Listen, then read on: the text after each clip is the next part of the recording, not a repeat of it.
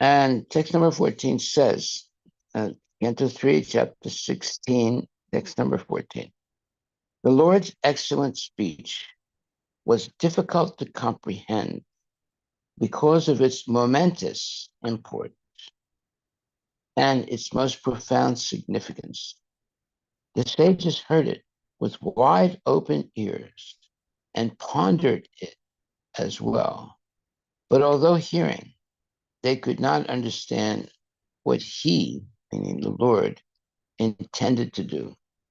Purport by His Divine Grace, A.C. Bhaktivedanta Swami Prabhupada. It should be understood that no one can surpass the Supreme Personality of Godhead in speaking. There is no difference between the Supreme Person and his speeches, for he stands on the absolute platform. The sages tried with wide open ears to understand the words from the lips of the Supreme Lord, but although his speech was very concise and meaningful, the sages could not completely comprehend what he was saying. They could not even comprehend the purport of the speech or what the Supreme Lord wanted to do, nor could they understand whether the Lord was angry or pleased with them. Hare Krishna, very nice purport. The verse again, the Lord's excellent speech was difficult to comprehend because of its momentous import. In other words, it's very great, very profound meanings and its most profound significance. The sages heard it with wide open ears and pondered it as well. In other words, pondered, they thought about it carefully. But without hearing, but although hearing, they could not understand what he, the Lord, intended to do. Well, this is, when you're dealing with the Supreme Personality of Godhead, obviously, he can, he's very eloquent and very, let's say, subtle in everything he says, or profound in everything he says. So it's difficult sometimes to understand. Why? Because, we're limited and we make mistakes and we're easily illusioned and our senses are imperfect and we have a cheating propensity. So when we hear very elevated, let's say, words by a pure devotee, sometimes it's very difficult to understand what he's saying. Why? Because of our attachment to material nature. We cannot really, let's say, digest the transcendental words of a pure devotee because we have attachments to material things and attraction to material things. So as long as we're attracted to material things in the material world, we will obviously have a difficult time understanding the transcendental words of a pure devotee. Okay, so the Lord's excellent speech was difficult to comprehend because of its momentous import and its most profound significance. The sages heard it with wide open ears and pondered it as well, but although hearing, they could not understand what he intended to do. Yeah, is he going to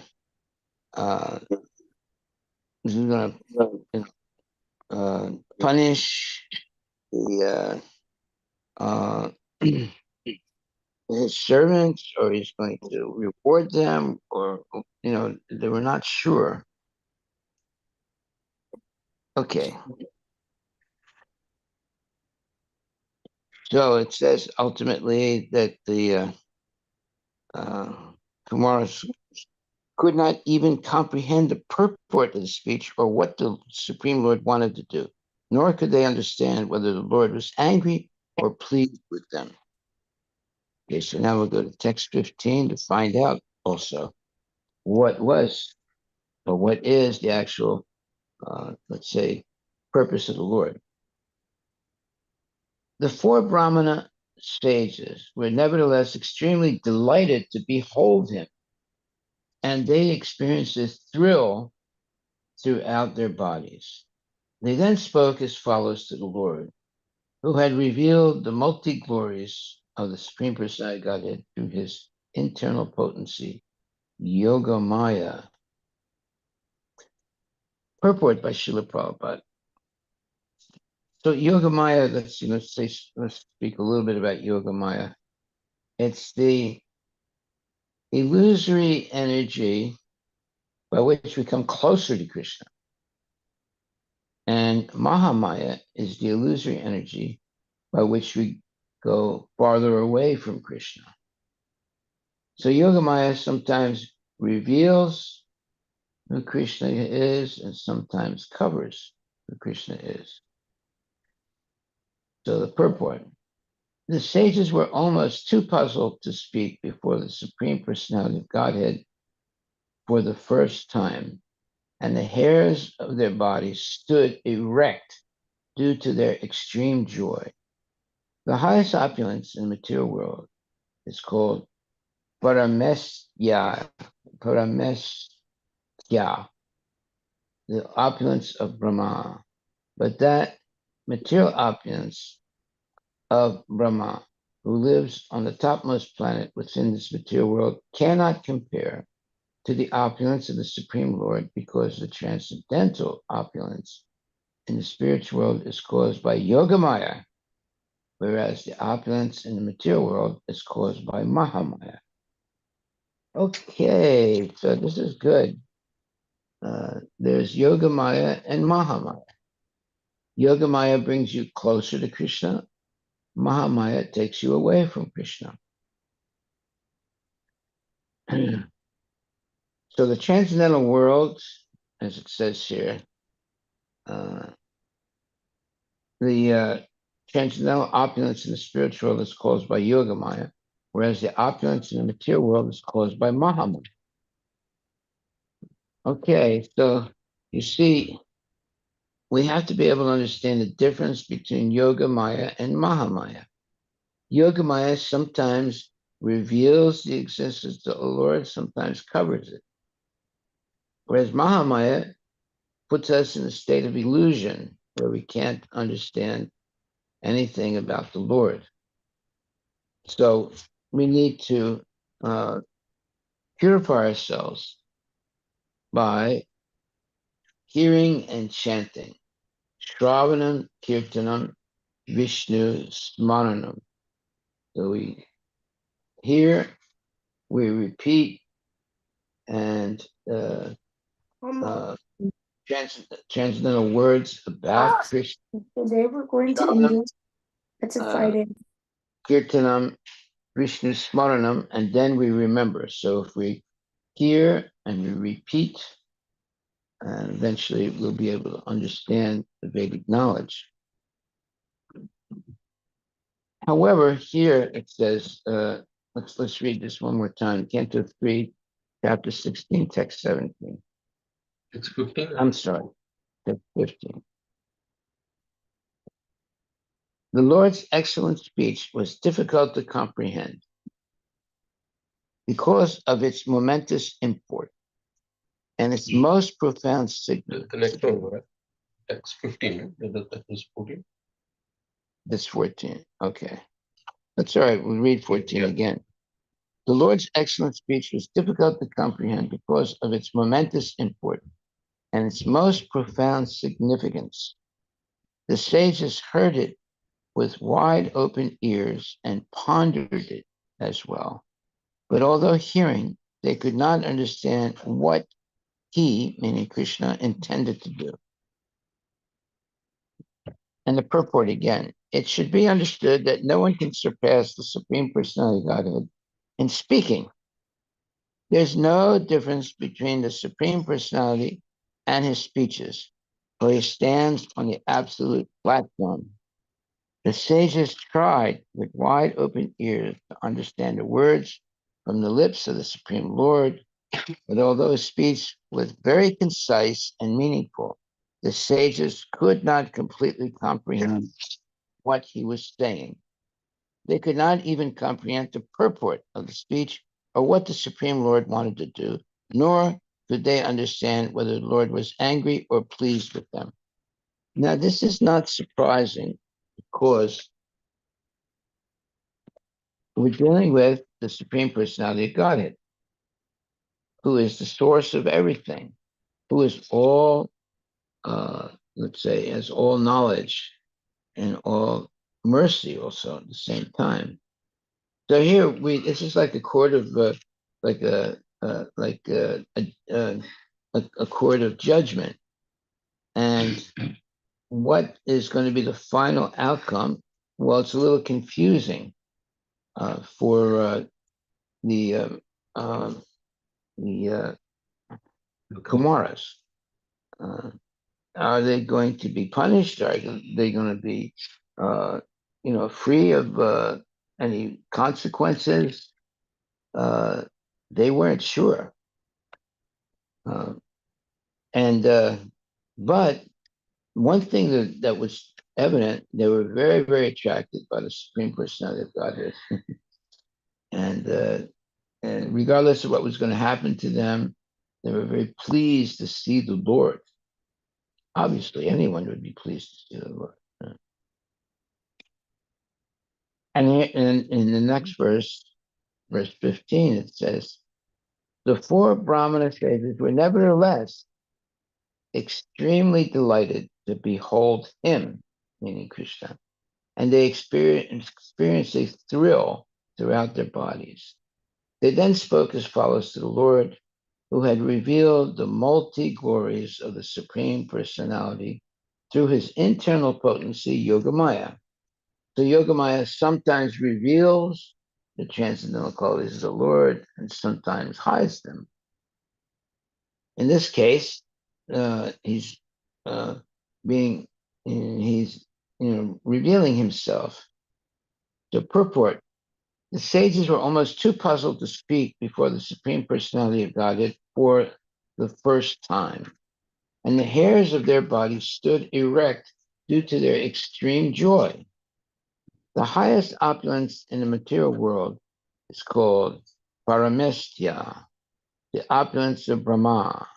But that material opulence of Brahma, who lives on the topmost planet within this material world, cannot compare to the opulence of the Supreme Lord, because the transcendental opulence in the spiritual world is caused by Yogamaya, whereas the opulence in the material world is caused by Mahamaya. So there's Yogamaya and Mahamaya. Yogamaya brings you closer to Krishna, and Mahamaya takes you away from Krishna. In Yogamaya, sometimes reveals Krishna and sometimes hides Krishna. And Mahamaya puts people into illusion by which they're not able to understand or even see properly Krishna. Okay, so there's two types of illusion, Yogamaya and Mahamaya. And Yogamaya brings you closer to Krishna, and Mahamaya takes you farther away from Krishna. Both are illusions, but one illusion brings you closer to the Lord, and the other illusion takes you farther away from the Lord. Okay. Now, why do we say they're both illusions? Why?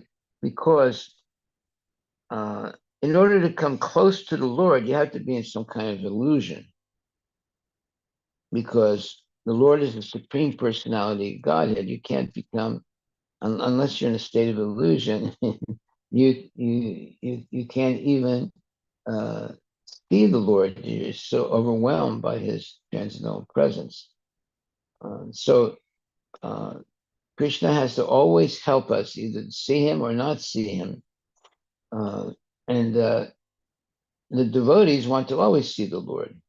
So in order to always see the Lord, one can see the Lord as a servant, as a friend and as a uh, as a lover.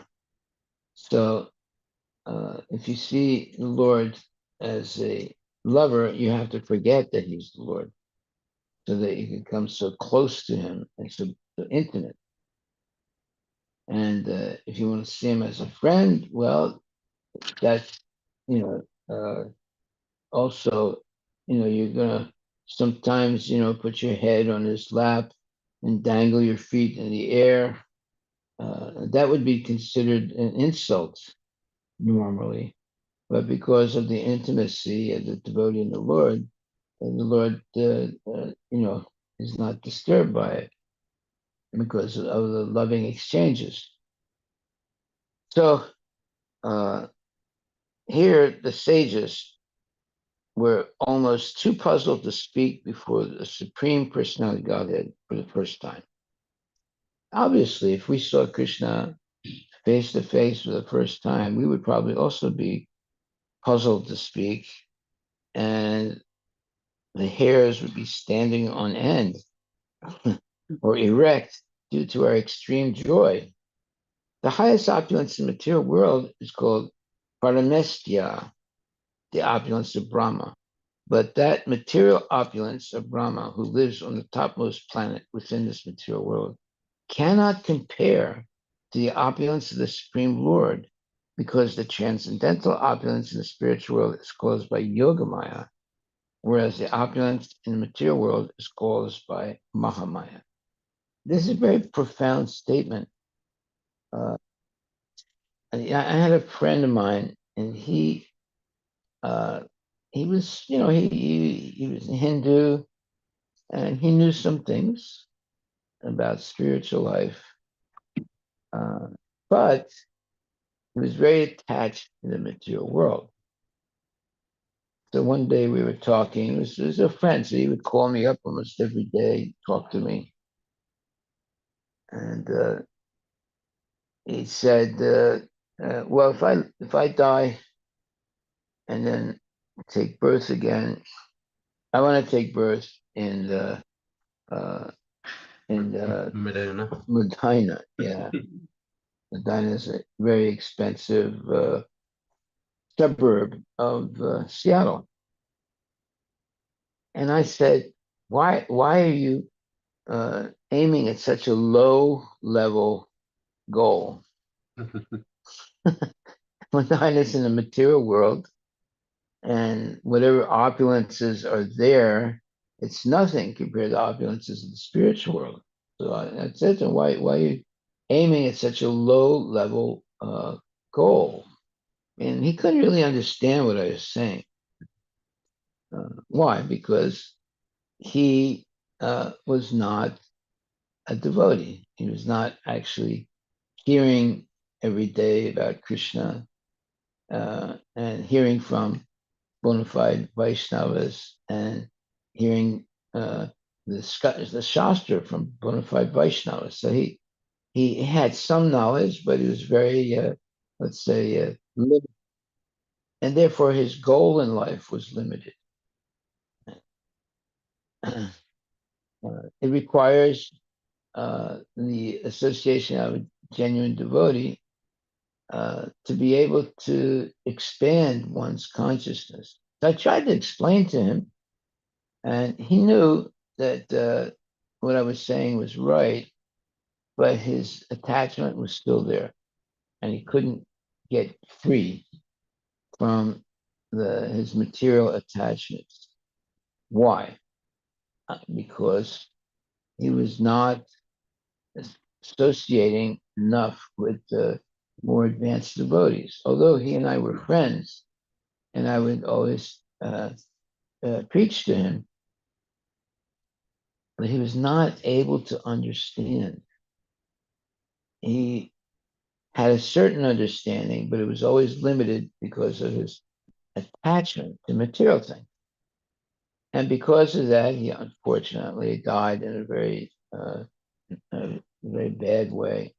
And who knows what happened to him?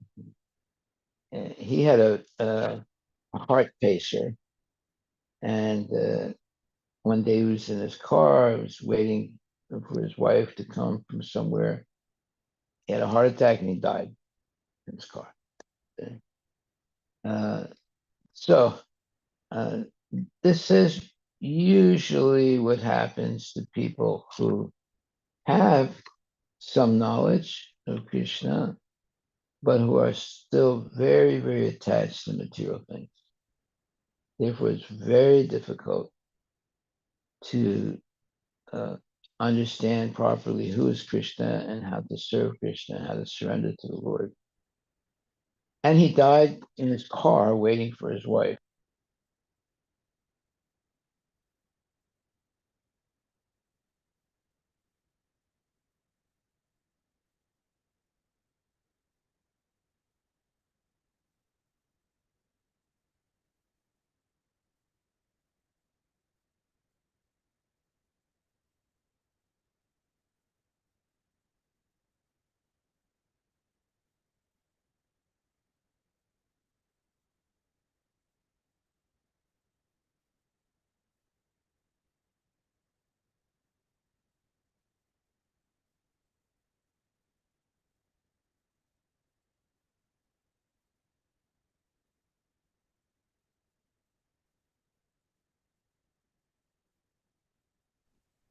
We lost audio.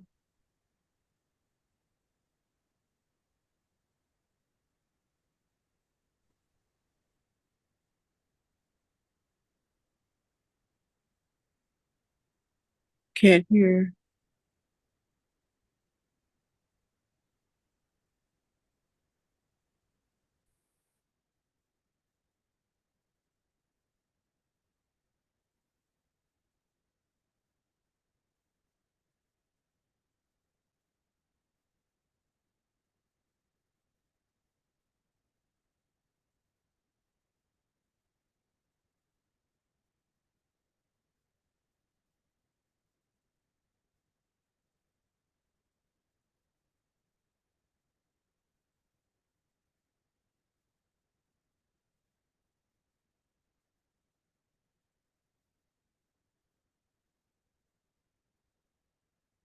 Hare Krishna. Yeah, Prabhu, now we can hear. Yeah, now we can hear. Hare Krishna. Okay, I'm not sure what happened.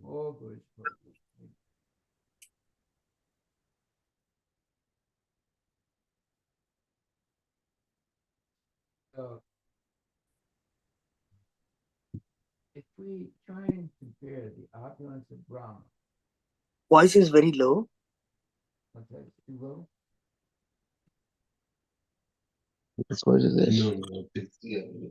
No, how about now, Prabhu? Can you hear us? It's better now. I just logged out and logged back in. It's better. Okay. Thank you. Hare Krishna. Hare Krishna. So there are not only visual, let's say, visual conditions when you see the Lord. There's also physical conditions when you see the Lord. That's why it says the four Brahmanas, sages, were nevertheless extremely delighted to behold him, and they experienced a thrill throughout their bodies. They then spoke as follows to the Lord, who had revealed the multi-glories of the Supreme Personality Godhead through his internal potency, Yogamaya. And I'm going to read the purport again. It says, the sages were almost too puzzled to speak before the Supreme Personality of Godhead for the first time, and the hairs of their bodies stood erect to their extreme joy. Well, if you ever see someone whose body hairs are erect, you know that they have come in contact with the Supreme Personality of Godhead. Or they're using some type of, cream or something to make their hair erect. And there are people, they put, I forget what they call that. They put, Hair gel. Some kind of gel. yeah, they put the gel in their hair so it's erect. Like that. Okay, so yeah, if we hopefully we'll see the Supreme Lord, but sometimes when you see the Supreme Lord, uh, it's so thrilling and overwhelming that we could become, as the four Kumaras, too puzzled to speak before the Supreme Personality of Godhead for the first time. And the hairs of their bodies stood erect due to their extreme joy. The highest opulence in the material world is called Paramestya, the opulence of Brahma. But that material opulence of Brahma, who lives on the topmost planet within this material world, cannot compare to the opulence of the Supreme Lord, because the transcendental opulence in the spiritual world is caused by Yoga Maya, whereas the opulence in the material world is caused by Mahamaya. Okay, so there's two Mayas, Yoga Maya and Mahamaya. And Yoga Maya brings you closer to Krishna. Mahamaya takes you away from Krishna. So we have to be careful which Maya we're dealing with. Why should there be a Yoga Maya? Well, it's because you wouldn't be able to come close to Krishna unless you put into this Yoga Maya, because you'd be so overwhelmed by his greatness and beauty that you would be shocked. You'd be stunned. Let's put not say not to say shocked, but stunned. So therefore, you have to uh, have a certain uh, illusory, let's say, influence to forget he's the Supreme Personality of Godhead, so you can come closer to him. Okay? And on the other hand, Mahamaya hides Krishna, and or it makes it very difficult to understand who Krishna is, and therefore you ignore him out of ignorance. And Yogamaya helps you to come closer to Krishna by ultimately forgetting he's the Supreme Personality of Godhead, and inspiring the devotee with pure love for the Lord. So they don't care if he's the Supreme Personality or not. They just love him. Therefore, they become very intimate with the Lord. So the inhabitants of Vrindavan who are seeing Krishna either in his youngest, let's say, form, or older form, whatever, they don't really care that he's the Supreme Personality of Godhead. They just love him. And in order to go closer to him, they have to actually forget that he's the Supreme Personality of Godhead. Otherwise, it would be very difficult for them to be intimate with the Lord. So therefore, some people are attracted to worshiping the Lord as in Vaikuntha, where everything is very, let's say, organized and perfect, and the Lord is worshipped with great awe and reverence. But in Vrindavan or Goloka, the relationship to the Lord is not one of opulence. It's a different. Let's put it like it's a different type of opulence, where there's no, let's say, very overwhelming material opulence, but there's natural opulence.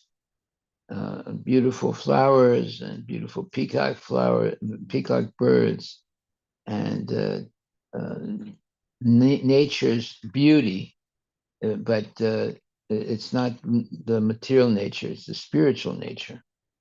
So everything in the spiritual nature is beautiful. The birds, the grass, the trees, the living entities, everything is living.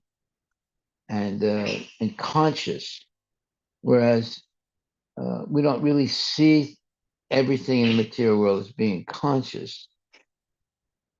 Whereas in the spiritual world, even the grass are great devotees who have taken the form of grass and are waiting very, very anxiously or with a lot of expectation for the Lord to come and step on them so they can get the mercy of his lotus feet.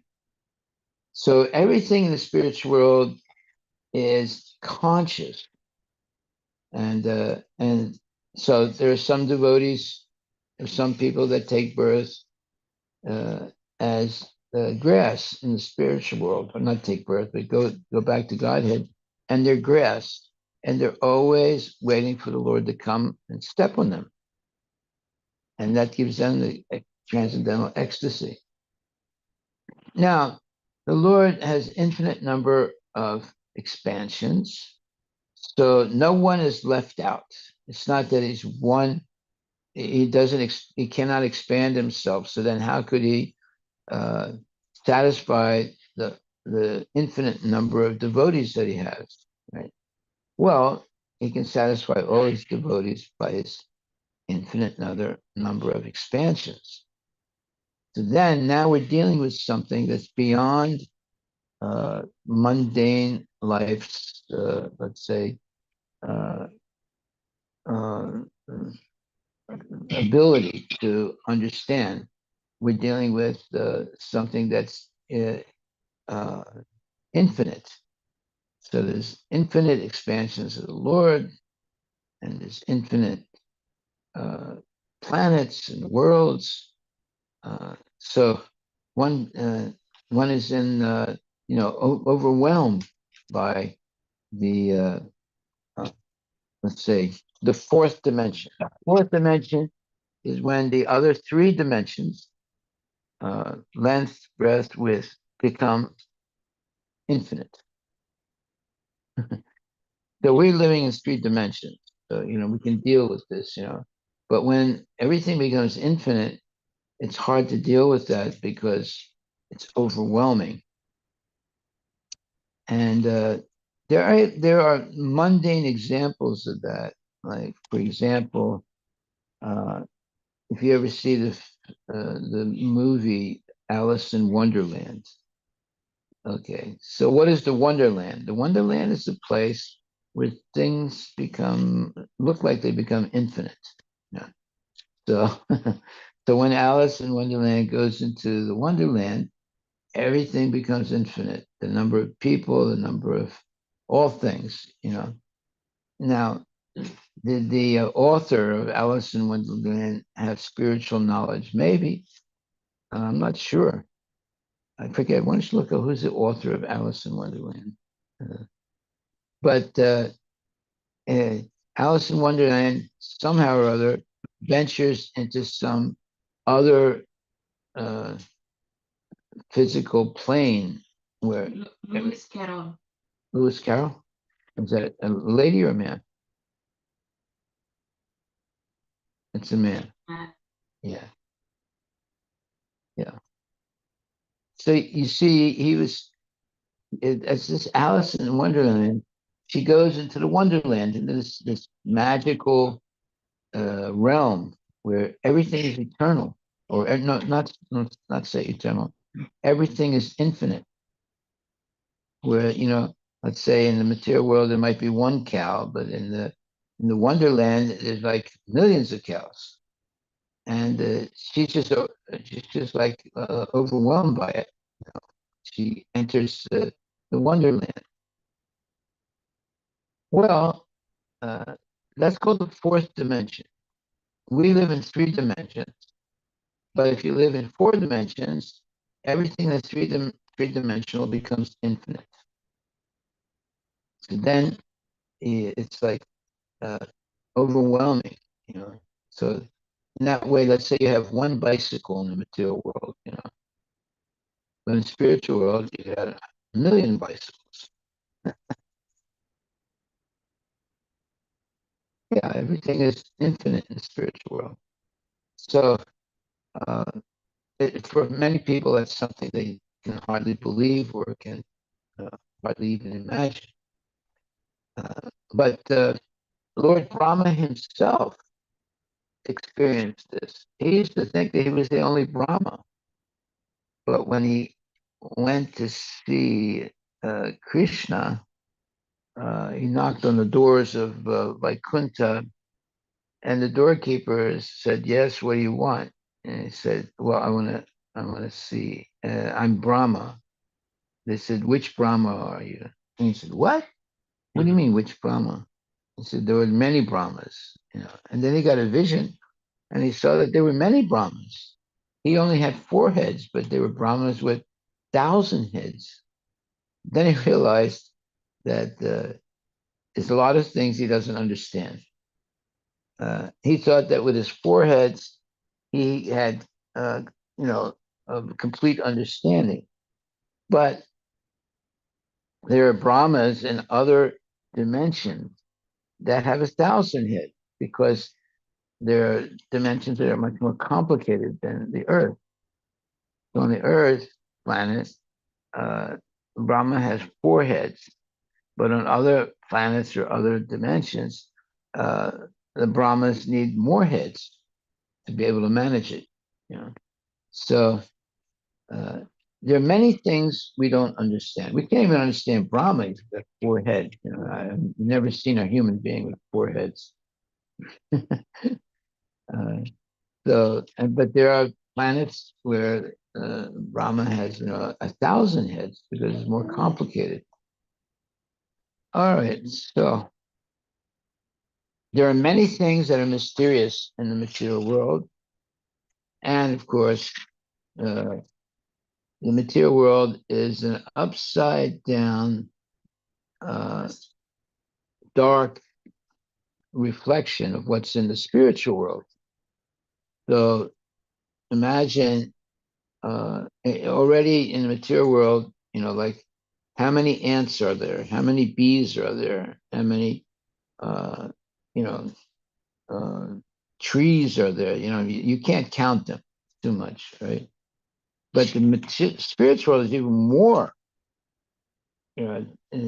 So you can just imagine how difficult it would be to understand the length, breadth, width of the spiritual world. You would never be able to come to the end of understanding because there's always what you call a competition between measure and increment in the spiritual world. As soon as you measure something in the spiritual world, it increases. So you would never be able to completely understand what's going on in the spiritual world because of this, what you call the measurement and increment, you know, things that are going on. In other words, as soon as you think, well, now I understand something and you measure it, in that moment, it increases. Okay? So that's because of that, we would never be able to completely understand what's going on in the spiritual world because it's always expanding. We don't have the experience of that.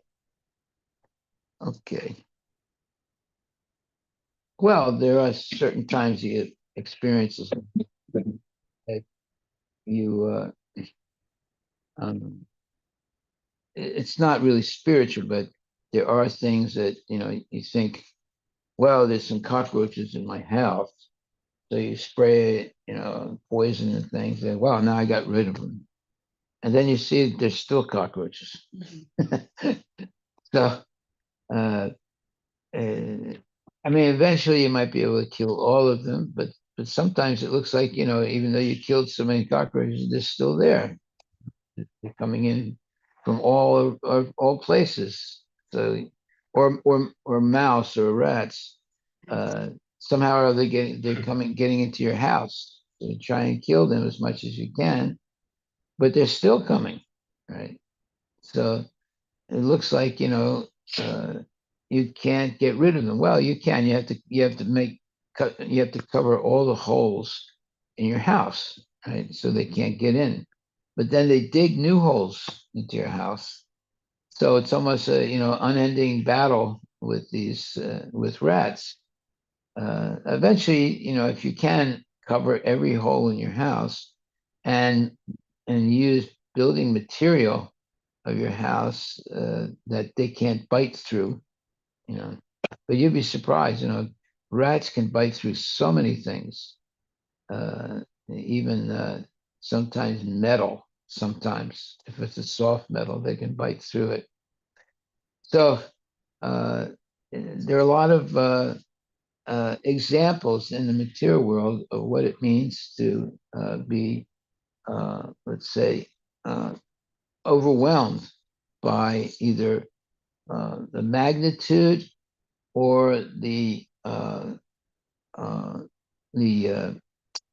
like the number of rats. You could be overwhelmed by it because you think you killed all the rats. There's still, but there's more coming.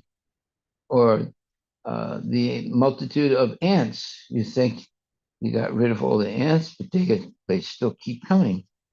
So in the world, material world, also uh, there's this unending number of living entities, and you can never really get rid of all the living entities. So because everything is controlled by Krishna, the Supreme Personality of Godhead.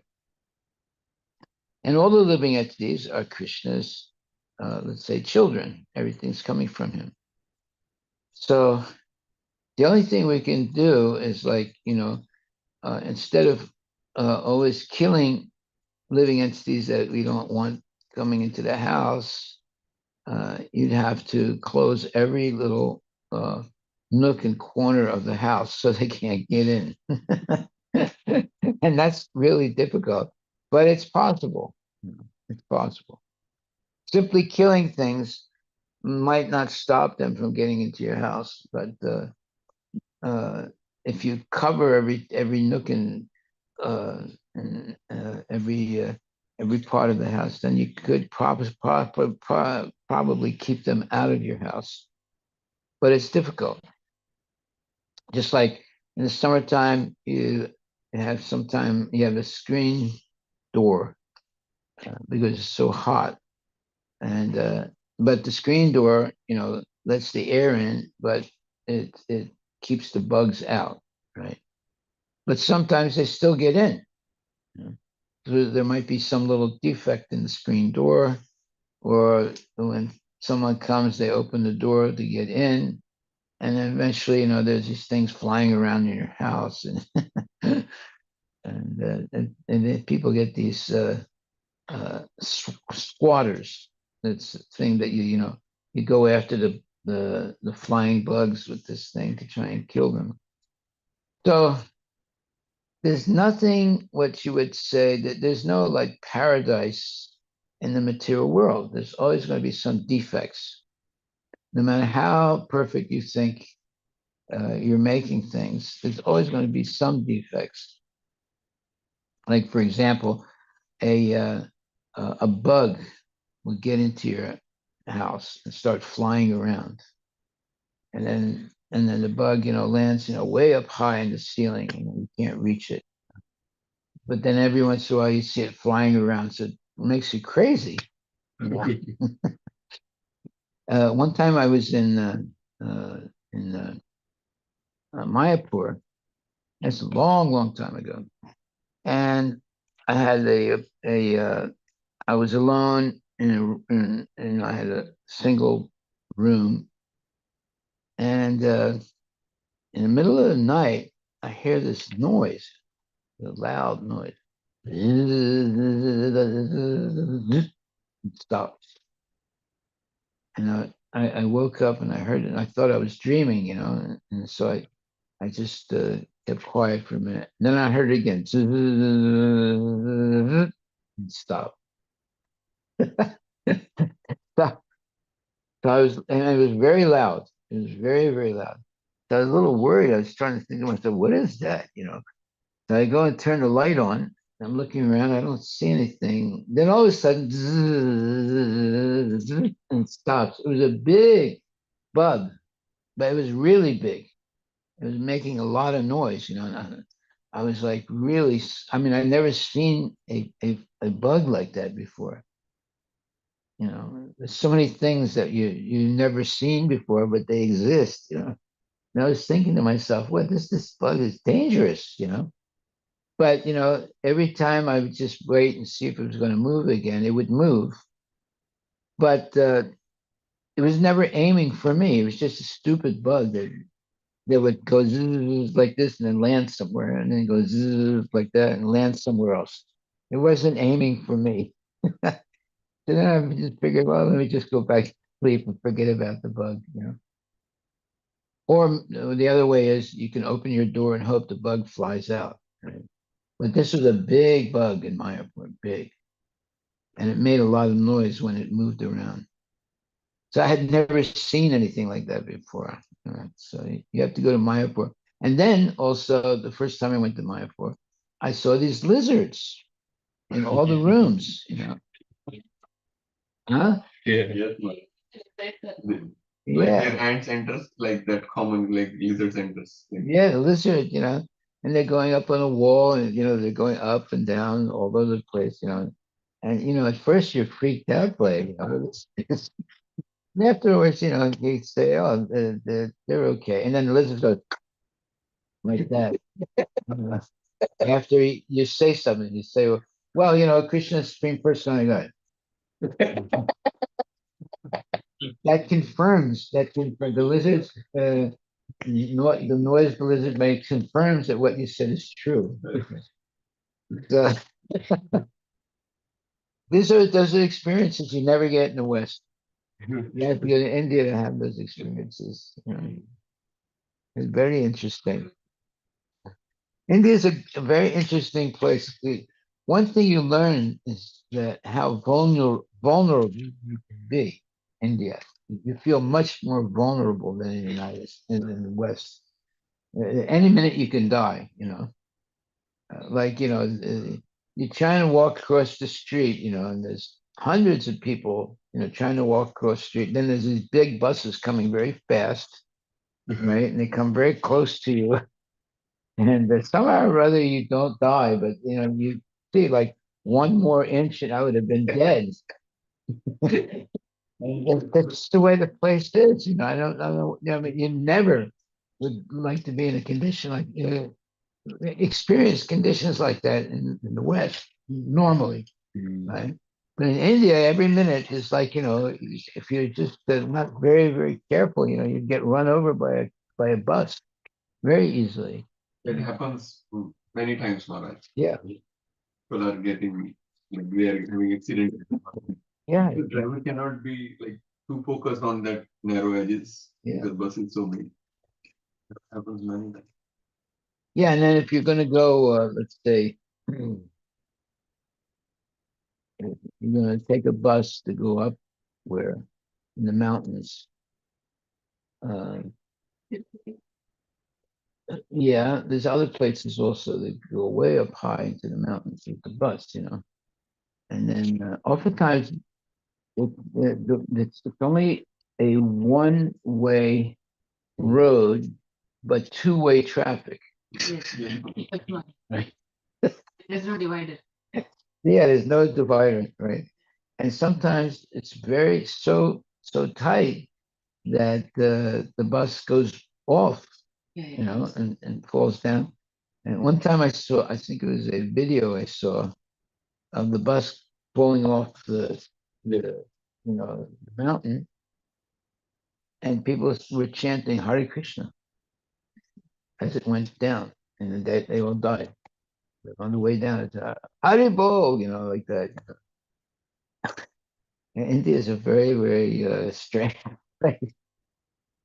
Well, it was not the wrong thing. It was the right thing to do to say Hari Bol or Glory to Srila Prabhupada or Hare Krishna as your bus is falling down into a ravine, you know, like, you know, 100 feet or so.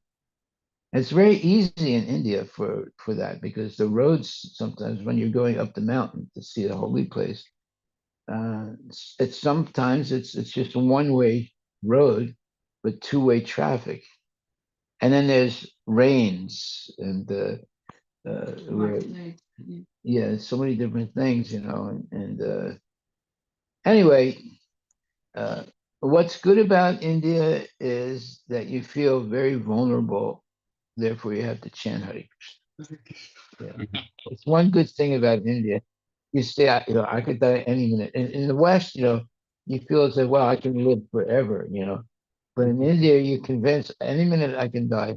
You know, therefore, you know, you have to keep chanting Hare Krishna. Uh, mm. Just crossing the street in India is extremely dangerous, but people somehow do it, you know. And the buses are going, and the cars are going, and you know, everything is, it's called organized chaos. One time, this person I met, he was like some kind of a sadhu, and he said, India is organized chaos. That was a good description, you know. Maybe it's better now, but you know, previously it was organized chaos. Okay, so I think we're on now. What, next 16?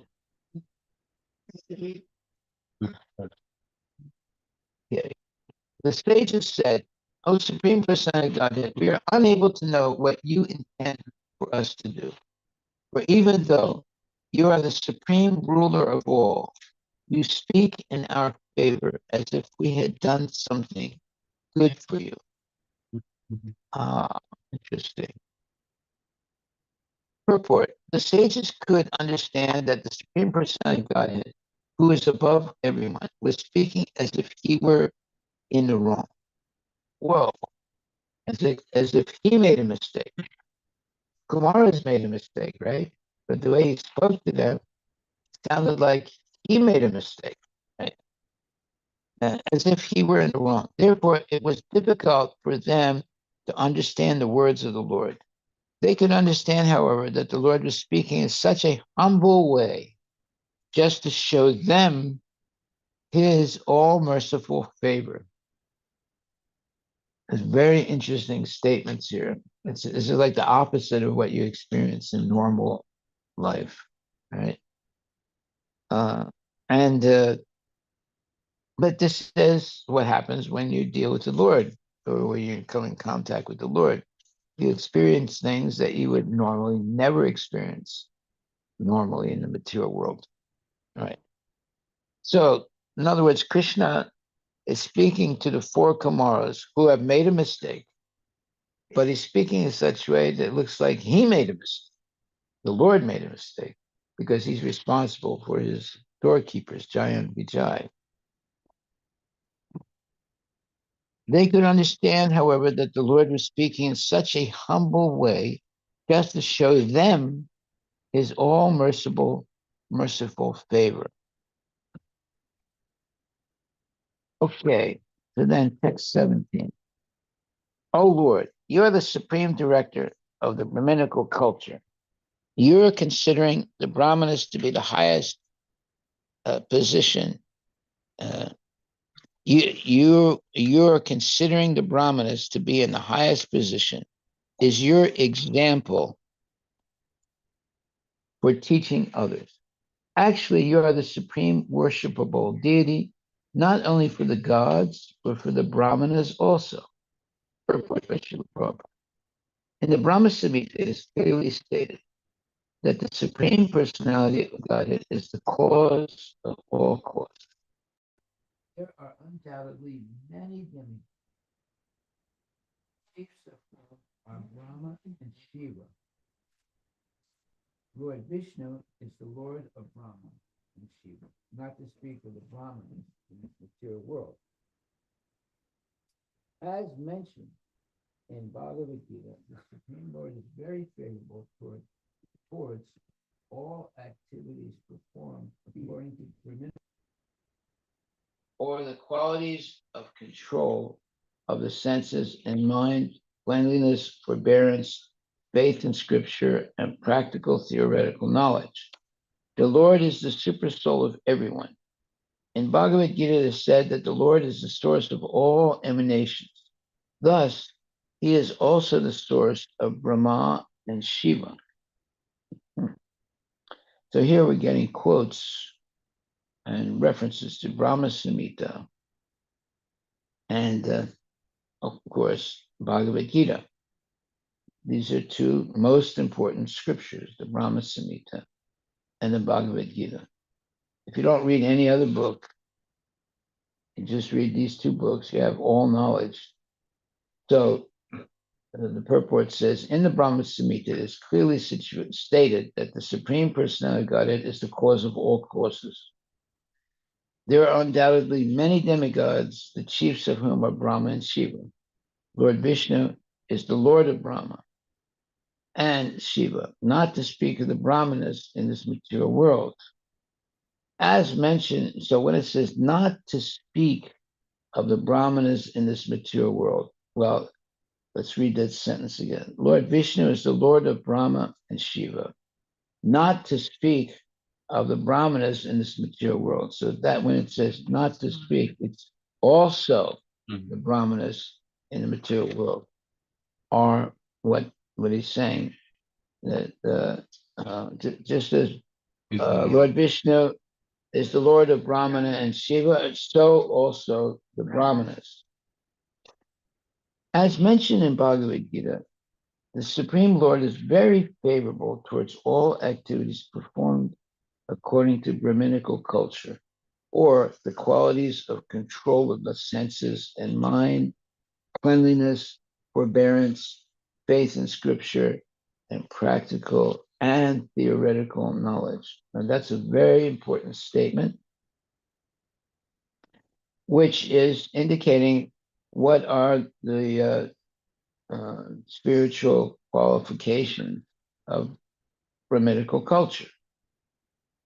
That is, control of the senses and the mind, cleanliness, forbearance, meaning you be able to tolerate all kinds of things, faith in scripture, and practical and theoretical knowledge. The Lord is the super soul of everyone. Bhagavad Gita has said that the Lord is the source of all emanations, and thus he is also the source of Brahma and Shiva. Okay, now it's a very short purport, but it has very significant statements, big statements. First of all, it's very, very clear that Lord Vishnu is the Lord of Brahma and Shiva. Well, right there, you can see a correction. Some people think that Shiva is the Supreme Personality of Godhead. There are a few people that think that Brahma is the Supreme Personality of Godhead. But actually, they're wrong. That Vishnu is the Lord of Brahma and Shiva.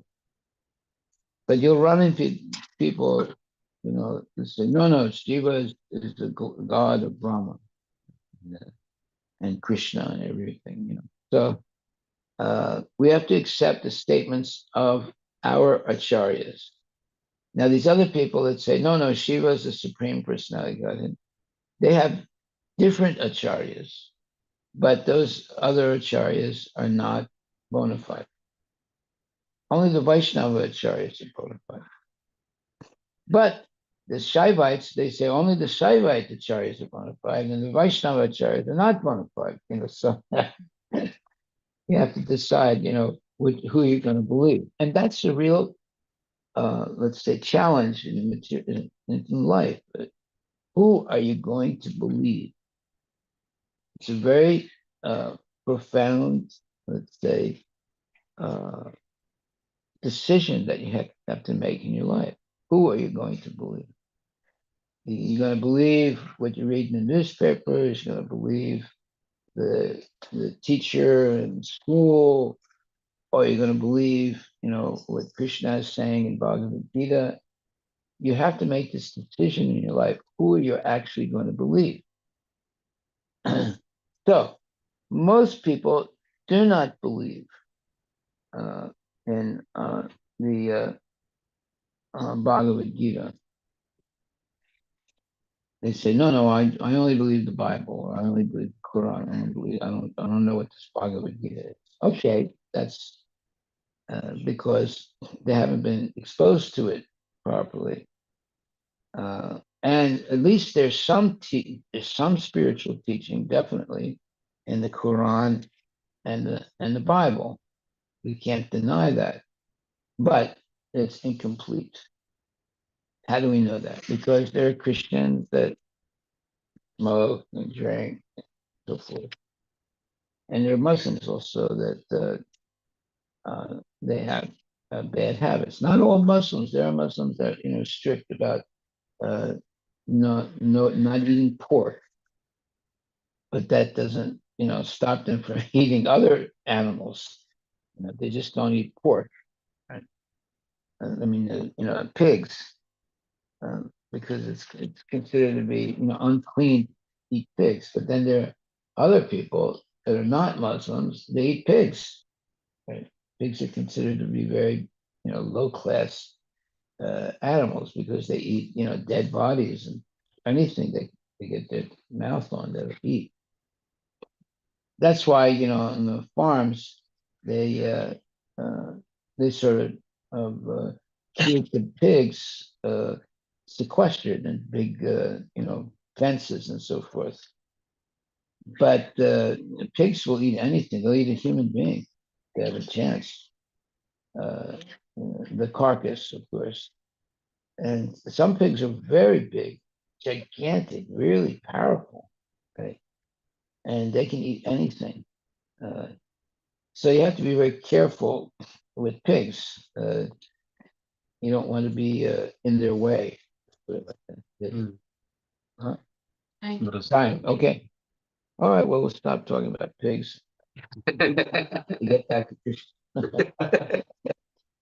All glories to Srila Prabhupada ki jai. Thank you.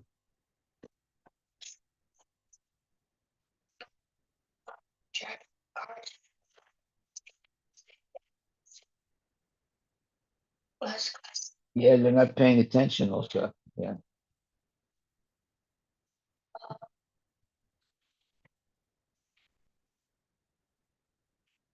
That experience that like somebody was like blasting music and they were singing. And you were like waiting at a red light or something? Yeah. Yeah. I see. They're not concentrating on, well, let's say they had a kirtan. Would that be wrong? No, it would be wrong. But they're listening to all kinds of nonsense music and people singing nonsense songs. And what? Yeah, it's different. So it takes their mind off of what they're doing, driving the car, which is very dangerous. So I'm glad that you're validating my examples. In India, Maharaj, it's very common. Yeah. Very common. People have a Loud music. radio. Yes. Really, Very loud. Even though you're sitting in the home, you can hear. really? Yeah, because all big events, Yeah. they actually, like the festivals, and they put all the music. That is true, but in the car as well. Like even though their car is driving on the road, you can hear like some car has just passed by with loud. Well, that's here also. Yeah, yeah, here also. So here also. Boom, boom.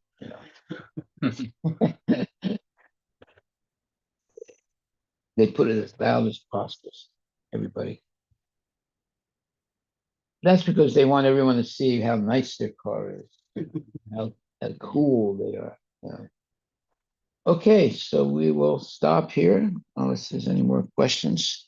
Any questions online? Hey, Krishna. Hare Ram, Hare Ram.